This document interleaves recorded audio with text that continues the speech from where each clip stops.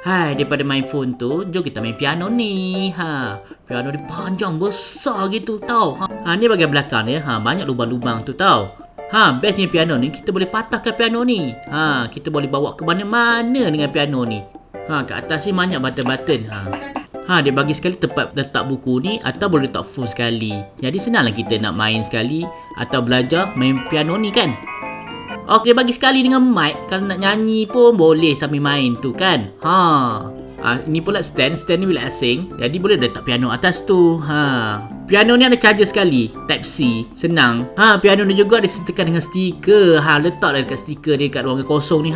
Jadi kita main tu ada nampak note-note tu. Tak adalah kita rasa susah sangat nak main piano ni kan. Jom kita test main pula.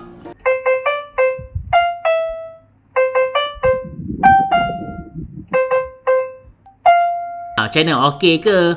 Terbaik.